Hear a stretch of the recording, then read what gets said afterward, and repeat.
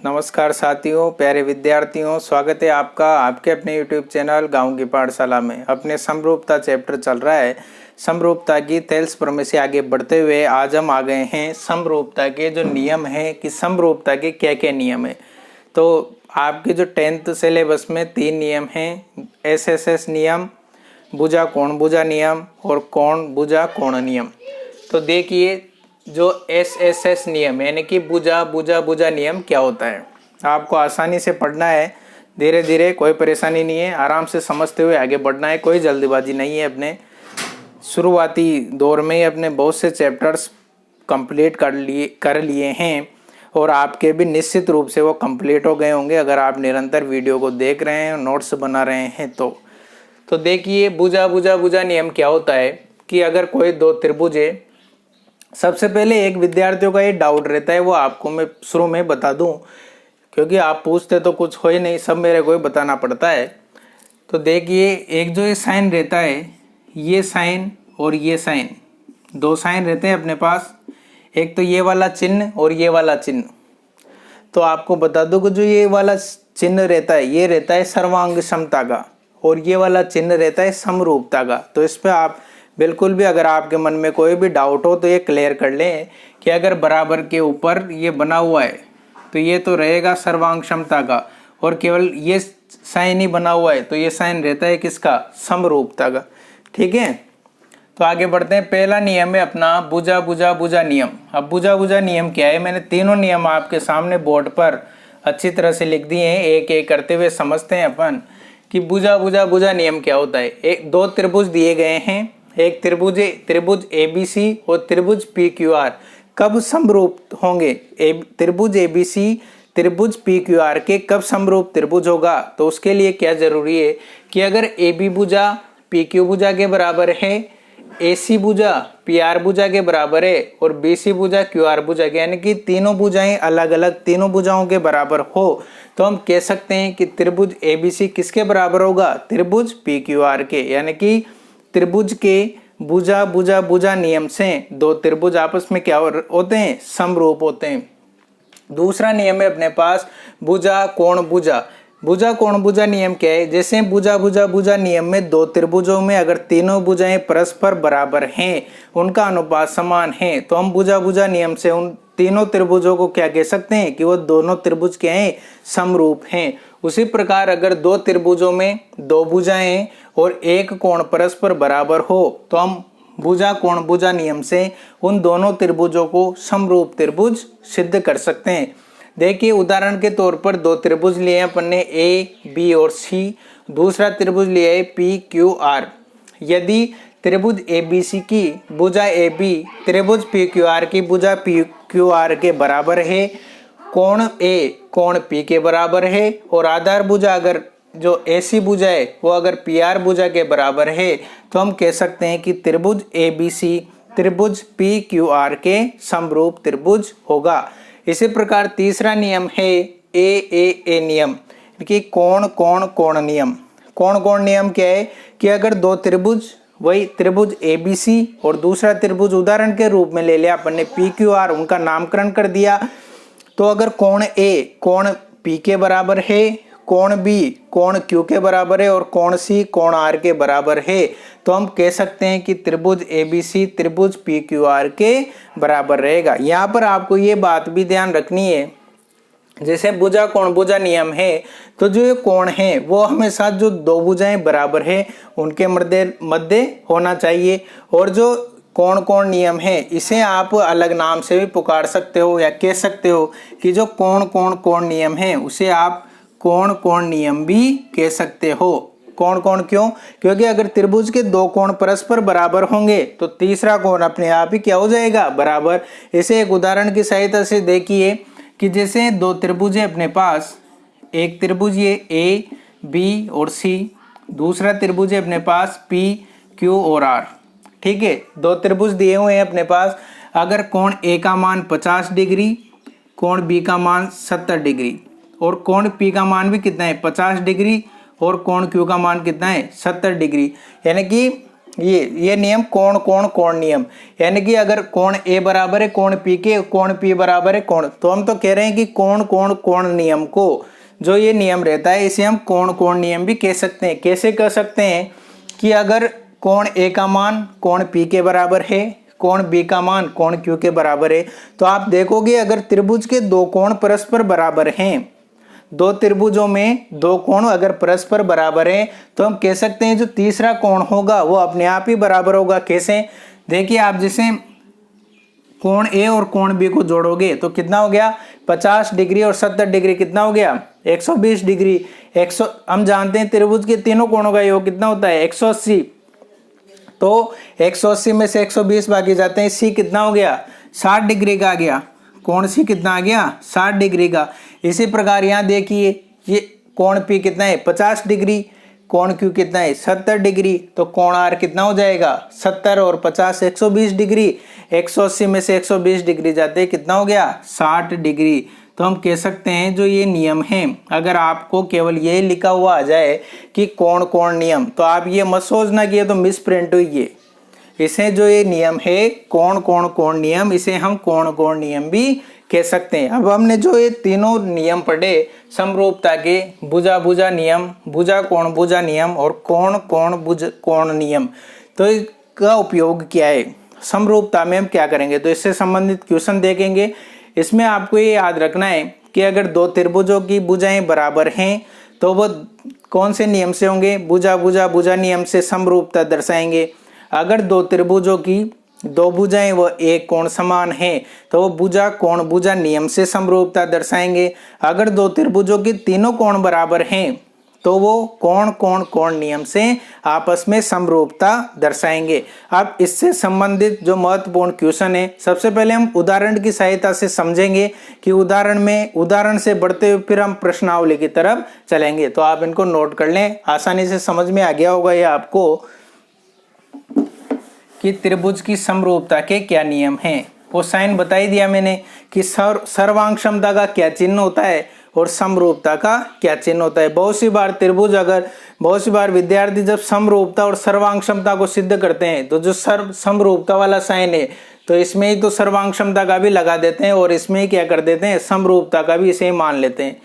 तो आप विशेष तौर पर ध्यान दें। अब हम क्वेश्चन करने का प्रयास करते हैं। देखिए, इसे नोट कीजिए आप। देखिए, समरूपता से किस प्रकार के क्वेश्चन पूछे जाते हैं। आपके उदाहरण नंबर 3 देखिए, जो बहुत सी बार परीक्षा में पूछ लिया जाता है, बहुत आसान तरीके से सीखेंगे कि अगर यदि OA अनुपात OB बराबर है OC अनुपात OD, तो दर्शाइए कि कोण A कोण C के बराबर है और कोण B कोण D के बराबर है। देखिए, एक त्रिभुज आकृति हमें दी गई है। जो आकृति दी हुई है अपने लिए कि एक आकृति के अनुसार जो OA भुजा है वो OB भुजा के बराबर है और OC भुजा OD भुजा के बराबर है। तो हमें दर्शाना है कि जो कोण A है वो कोण C के बराबर होगा और कोण B कोण D के बराबर होगा। अब जब कोण बराबर करने हैं तो हमें तो क्या करना है, दो त्रिभुज लेंगे, दो त्रिभुजों को समरूप सिद्ध कर देंगे। अगर दो त्रिभुज समरूप होंगे तो उनकी भुजाएं भी बराबर होगी, उनके कोण भी बराबर होंगे। तो देखिए क्या तरीका है इस प्रकार के क्वेश्चन सॉल्व करने का। सबसे पहले हमें क्या दिया गया है, क्या दिया है अपने लिए दे रखा है कि OA अनुपात डॉट OB बराबर OC डॉट OD। ये दिया हुआ है। क्या दे रखा है कि OA डॉट OB किसके बराबर है, तो हम इसे लिख सकते हैं कि OA बटा OC, OA बटा OC बराबर किसके रहेगा, OD बटा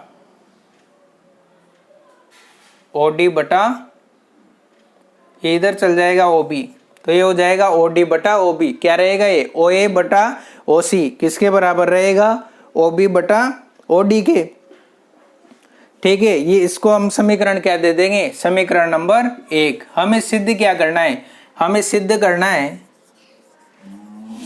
करना है क्या सिद्ध करना है हमें, ये तो दिया हुआ है, अभी कुछ भी नया नहीं किया है हमने, जो दे रखा है वो लिख रहे हैं। सिद्ध क्या करना है कि कोण A किसके बराबर है, कोण C के, और कोण B किसके बराबर है, कोण D के।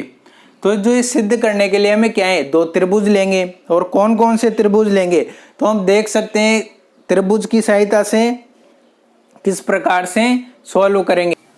तो देखिए त्रिभुज हो गया अपने पास AOD तथा त्रिभुज COB में अब हमें क्या करना है, समरूप सिद्ध करना है इनको। अगर इनमें समरूपता सिद्ध कर देंगे तो अगर समरूप सिद्ध करने के बाद क्या होता है, दोनों त्रिभुज के कोण भी बराबर रहेंगे और वो भुजाएं भी बराबर रहेगी। तो देखिए त्रिभुज AOD तथा COB में हम क्या कह सकते हैं कि AO भुजा किसके बराबर है, त्रिभुज की जो AO भुजा है वह किसके बराबर रहेगी, CO भुजा के। AO भुजा किसके बराबर रहेगी, CO भुजा के, जो अपने लिए दे रखा है यहाँ क्वेश्चन पर। और दूसरे अगर हम देखें तो OD भुजा किसके बराबर रहेगी, OB भुजा के। जो OD भुजा है वो किसके बराबर रहेगी, OD भुजा की। यहाँ पर दे रखा है, अपने क्वेश्चन में दिया हुआ है ये सब। और हमें क्या देखना है कि जो ये दोनों कोण हैं O पर प्रतिच्छेद कर रहे हैं। अगर यहाँ पर दो कोण अगर प्रतिच्छेद करते हैं तो ये कौन से कोण कहलाते हैं। अगर कोण यहाँ पर प्रतिच्छेद करते हुए दिख रहे हैं और क्रॉस का चिन्ह बन रहा है तो हम कह सकते हैं ये दोनों कोण किस प्रकार के कोण रहते हैं, ये कोण रहते हैं शीर्षाभिमुख कोण, शीर्षाभिमुख कोण। तो ये आकृति यहाँ पर बन रही है, तो इसको हम कोण A और कोण 1 और कोण 2 नाम दे सकते हैं। और हम लिख सकते हैं कि कोण 1 किसके बराबर है, कोण 2 के। तो यहाँ पर कौन सा नियम लगेगा, जो अपन ने 3 नियम पढ़े थे, भुजा भुजा भुजा नियम, भुजा कोण नियम या कोण कोण कोण नियम। तो यहाँ पर कौन सा लगेगा, कौन सा नियम लगेगा, 2 भुजाएं बराबर है और 1 कोण बराबर है। तो हम लिख सकते हैं अतः भुजा कोण भुजा नियम से, अतः भुजा कोण भुजा नियम से, अतः भुजा कोण भुजा नियम से क्या कह सकते हैं हम, त्रिभुज AOD सर्वांग समय त्रिभुज COB के। अतः त्रिभुज AOD सर्वांग समय त्रिभुज COD के। अतः अगर दो त्रिभुज समरूप हैं तो हम क्या कह सकते हैं कि उसकी भुजाएं भी बराबर रहेगी और कोण भी बराबर रहेगा। तो सिद्ध हो गया। आपने क्या कह सकते हैं, इसलिए कोण A बराबर होगा कोण C के और कोण D बराबर होगा कोण B के। ये अपन से सिद्ध करवा रहा था कि कोण A कोण C के बराबर है और कोण D कोण B के बराबर है। ये हो गया सिद्ध। ठीक है, इति सिद्धम हो गया साहब।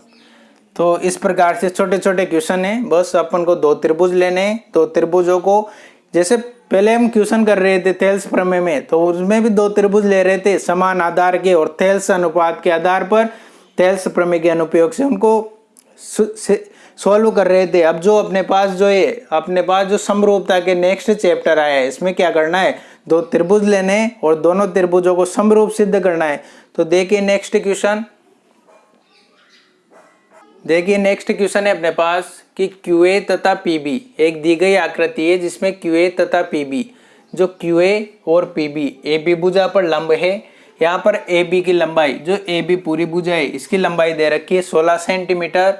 OQ जो है OQ भुजा है इसकी लंबाई दे रखी है अपने लिए 5√3 और OP की लंबाई दे रखी है 3√13 सेंटीमीटर। तो AO और BO के मान ज्ञात करना है। यहाँ पर आप देखिए जो OQ की वैल्यू है 5√13 सेंटीमीटर दे रखा है। ठीक है, तो इसमें हमें जो AO भुजा है और BO भुजा इसका मान ज्ञात करना है कि इसकी आकृति, इसका मान क्या रहेगा। तो देखिए तरीका क्या है कि भाई 2 त्रिभुज लेंगे, 2 त्रिभुजों के आधार पर समरूपता के आधार पर इनको सॉल्व कर दें। ये दे रखा है अपने लिए, यहाँ वैल्यूज पुट कर देते हैं हम। OQ भुजा दे रखी है अपने लिए 5√13 सेंटीमीटर और OP भुजा दे रखी है 3√13 सेंटीमीटर। AB का मान कितना दे रखा है, 16 सेंटीमीटर दे रखा है। तो हम इसको लिख सकते हैं, यहाँ से यहाँ तक कितनी है, 16 सेंटीमीटर दे रखी है। तो यहाँ से ये 16 सेंटीमीटर। ठीक है, काय की लंबाई दे रखी है, ये AB भुजा की लंबाई दे रखी है 16 सेंटीमीटर। हमें ज्ञात क्या करना है, AO भुजा और BO भुजा की लंबाई ज्ञात करनी है। तो देखिए त्रिभुज QAO तथा त्रिभुज PBO में क्या करना है, त्रिभुज QAO और त्रिभुज PBO, इसमें क्या करना है, हमें तीनों को समरूपता, दोनों त्रिभुजों को समरूपता के आधार पर लेंगे कि AQO त्रिभुज, यहां पर लिया है हमने PBO तो यहां पर क्या रहेगा, त्रिभुज लेने में विशेष सावधानी रखनी है आपको। यहां पर अपन अगर ये वाला लेते हैं त्रिभुज AQO तो यहां पर भी ये वाला लेना है BPO, जहां से शुरू करते हैं उधर भी वही शुरू करना है, तो इसको हम लेंगे। वैसे वो वाला भी ले सकते हैं, उसमें कोई परेशानी नहीं है, BPO में, ठीक है। अब जो ये पॉइंट यहाँ पर है आगे, तो इसमें भी ये वाला यहाँ पर है, ये इधर ये वाला है, तो इधर क्या है, Q उधर है, ठीक है। दो त्रिभुज ले लिया अपन ने AQO तथा त्रिभुज BPO में, AQO और त्रिभुज BPO में इनको क्या करना है, समरूप सिद्ध करना है। समरूप सिद्ध करने के लिए देखिए क्या क्या जरूरी है। हम कह सकते हैं क्वेश्चन में क्या दे रखा है कि QA तथा QB किस पर लंब है, AB भुजा पर लंब है, दे रखा है ना। तो हम लिख सकते हैं इसमें कि कोण A किसके बराबर है, कोण B के, कोण A कोण B के बराबर है। क्या मान है इनका दोनों का, 90 डिग्री में समकोण पर लंबवत है, तो कोण A किसके बराबर हो जाएगा, कोण B के बराबर हो जाएगा। और जो कोण 1 है ये यहाँ पर कौन से कोण हो जाएंगे, शीर्षाभिमुख कोण, तो हम लिख सकते हैं कि कोण 1 किसके बराबर हो जाएगा, कोण 2 के। क्यों होगा, क्योंकि ये क्या है, परस्पर शीर्षाभिमुख कोण। परस्पर कौन से कोण है, शीर्षाभिमुख कोण है। कोण A कोण B के बराबर हो गया, कोण 1 कोण 2 के बराबर हो गया। अगर दो कोण बराबर हैं तो हम लिख सकते हैं क्या, अगर दो कोण बराबर हो जाएंगे तो हम क्या लिख सकते हैं कि कोण कोण कोण नियम से दोनों त्रिभुज क्या है, समरूप। अतः त्रिभुज AQO तथा त्रिभुज BPO क्या है, समरूप है, समरूप है। क्या लिख सकते हैं कि त्रिभुज AQO समरूप है त्रिभुज BPO के। अब हमें त्रिभुज समरूप सिद्ध कर दिया, तो इनके अनुपातों की सहायता से क्या है, हम अन्य भुजाओं का मान ज्ञात कर सकते हैं। तो हम क्या लिख सकते हैं कि AQ भुजा किसके बराबर रहेगी, हम लिख सकते हैं समरूप हैं। अतः क्या लिख सकते हैं कि AQ भुजा किसके बराबर रहेगी, BP भुजा के। और जो AQ भुजा किसके बराबर रहेगी, BQ भुजा के। OQ भुजा किसके बराबर रहेगी, OP भुजा के। OQ भुजा किसके बराबर रहेगी, OP भुजा के। लिख सकते हैं कि AQ भुजा जो ये वाली भुजा है ये किसके बराबर रहेगी, BP भुजा के। और लास्ट में अपने पास लिख सकते हैं AO भुजा किसके बराबर रहेगी, BO भुजा के। ये कहाँ से लिखा हमने, हम जानते हैं कि अगर त्रिभुज समरूप हैं तो उनके कोण भी परस्पर बराबर होंगे और उनकी भुजाएं भी परस्पर क्या रहेगी, बराबर। अब हमें इनमें से किन की वैल्यू पता है, हमें OQ का मान पता है, OP का भी मान पता है, AO और BO का मान। तो अब लास्ट के दो पद ले रहे हैं, क्या ले रहे हैं, लास्ट के दो पद। तो देखिए OQ बटा OP बराबर है AO बटा BO के, लिख सकते हैं। अब यहाँ से AO से A से B की दूरी कितनी है, 16 सेंटीमीटर है। तो A से O की दूरी माना कि हमने कितनी मान ली, ये दूरी कितनी मान ली, x। तो ये दूरी कितनी हो जाएगी, ये x है, तो ये कितनी हो जाएगी, 16 माइनस x। भाई ये पूरी दूरी तो ये 16 सेंटीमीटर, अगर ये दूरी x सेंटीमीटर तो ये रह जाएगी 16 माइनस x सेंटीमीटर। मान पुट कर दो, OQ कितना हो जाएगा, 5√13 बटा OP भुजा कितनी है, 3√13 बराबर AO भुजा कितनी हो जाएगी, x, और BO भुजा कितनी हो जाएगी, 16 माइनस x। √13 से √13 कैंसिल हो गया, ये हो गया 5/3।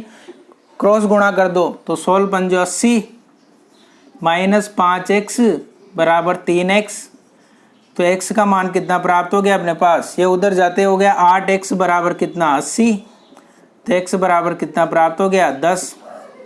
हमें मान किसका ज्ञात करना है, हमें मान ज्ञात करना है AO भुजा का। तो AO बराबर कितना है x, और x का मान कितना प्राप्त हो गया 10, तो AO भुजा कितनी आ गई 10 सेंटीमीटर।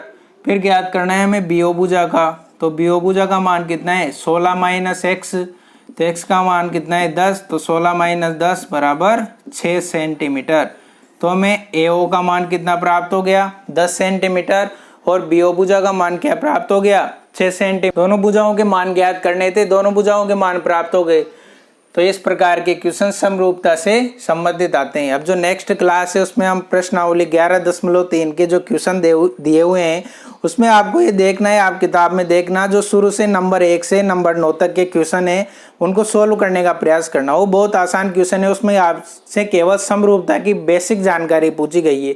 जैसे 2 त्रिभुज दे दिए और उनसे पूछा है आपके मान दे रखे हैं कि जैसे 2 त्रिभुजों में एक भुजा का मान इतना है, दूसरी भुजा, तो उनमें समरूपता में क्या संबंध है, इस प्रकार के क्वेश्चन है। तो क्वेश्चन नंबर 1 से क्वेश्चन नंबर 9 तक के क्वेश्चन आप सॉल्व करने का प्रयास करना, हल करना उनको। अगर कोई परेशानी आती है तो फिर कमेंट में डाल देना, मैं वो क्वेश्चन भी बता दूंगा।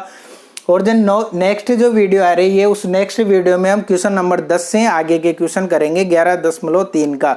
पर वह क्वेश्चन आने से पहले आपको अच्छी तरह से ये वाली वीडियो जो समरूपता के नियम सीखे हैं वो अच्छी तरह याद हो जाने चाहिए और इनका अच्छी तरह रिवीजन कर लेना। तो मिलते हैं नेक्स्ट वीडियो में, तब तक के लिए जय हिंद, जय भारत। स्वस्थ रहिए, मस्त रहिए और व्यवस्थित रहिए और पढ़ाई करते रहिए। धन्यवाद।